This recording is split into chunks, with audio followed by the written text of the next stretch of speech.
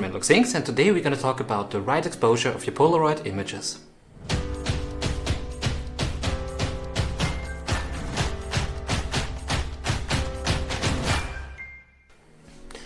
So a lot of you guys ask me in the comments like how to expose your image the right way. Well, there is no easy answer for that, and we will talk about that in this episode, but first I want to say a few words to you. Sorry that I wasn't away for 1 week, but I needed a break, and I hope you guys understand. And I really want to thank you for all your nice comments on the last video about my grandpa. I'm thankful, and I'm like with my thoughts with all of you guys that went through something similar or something.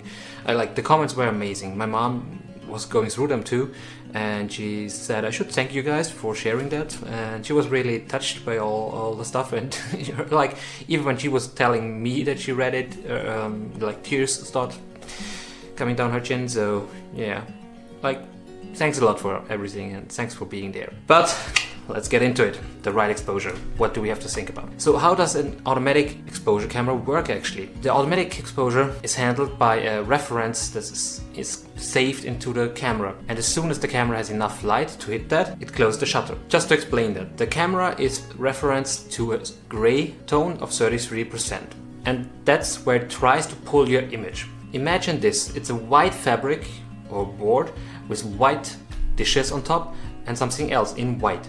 Just try to get that white to that gray level that we have as a reference. Just makes the white kind of this grayish, bad looking image. That's what came out when I took it to white. And now let's take the opposite. Just blacken the image. We have a black background, we have black stuff on top flying on it.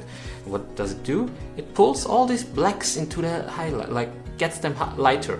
So we also get a grayish image. So just compare these two images.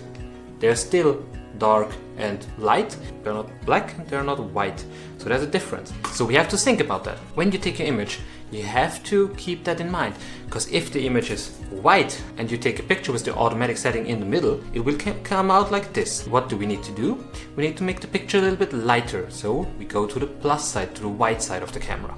If we have an image that's really dark and we want that dark, we need to put it to the darken side. We need to darken the image a little bit. I took these two images with the new Polaroid Originals 1 Step 2. Then I took two more with the new Lomo Instant Square, which I was like, the first image I took was with the square on white, and I was amazed because the image turned out like I would imagine, really white. But I was already like a little bit, something's fishy here.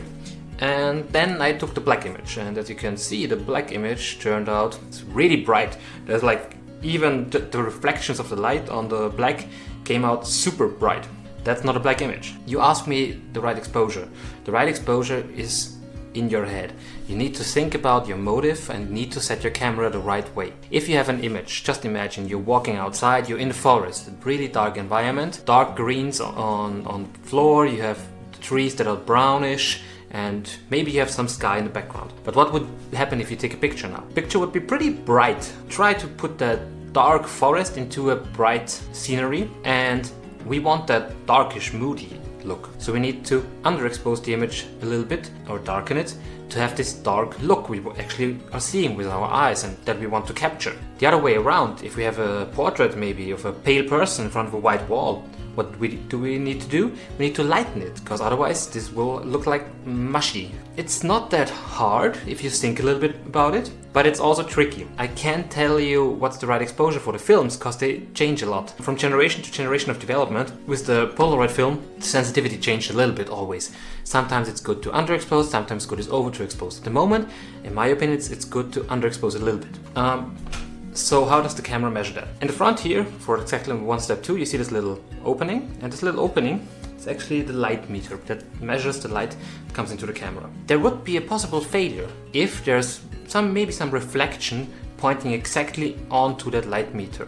So if you have some bright light shining into it, it would completely underexpose the image. And that happens, for example, if you shoot directly into the sun. That could be a really dark image, because there's something shining directly onto that sensor and closing the shutter immediately. On the 600 camera, for example, the light meter is here, below the viewfinder. And this light meter, if you take a close look, has these black lines. If you put it to the side that says you want to brighten the image, it makes it that the light meter is covered by more black. So it needs more light to come through to expose it. if we put it to darken, there's less black lines in front of the light meter. There's more light coming through to the sensor, and it closes the shutter earlier. That's how that works.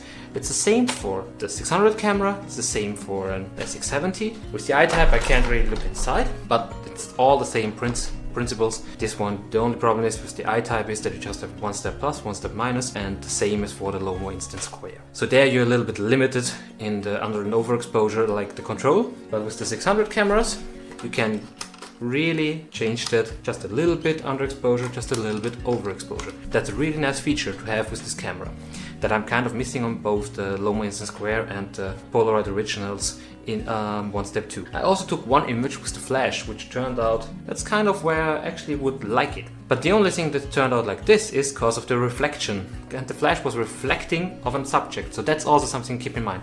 Sometimes it happens that you take a picture of a person and he's standing in front of a like glass or mirror or something, then the flash bounces back off that mirror exactly into your light meter, and then the picture turns out pretty dark because it doesn't light the whole image, or the reflection is too strong into the light meter. That's one problem we have with flash photography. If you have reflecting backgrounds, that could always lead to wrong exposures. That's it about exposure. It's hard for me to tell you what's the right exposure for your images, since we're not on manual cameras, since we have automatic cameras that just measure the incoming light into the sensor and then try to get it to that one level where it needs to be to have the right exposure in its opinion. But you have to keep in mind, what is your image looking like? Is it bright? Is it dark? How do I need to compensate for that? And just compensate a little bit and then you're on the right way. Keep that in mind for a right exposure. If you have any more questions, drop them in the comments below. If you liked the video, hit like. If you want to see more content, subscribe. And I'm really happy that you guys join in, and I'm back to the schedule of 1 video a week, and we will continue with the travel. See you next time. Bye!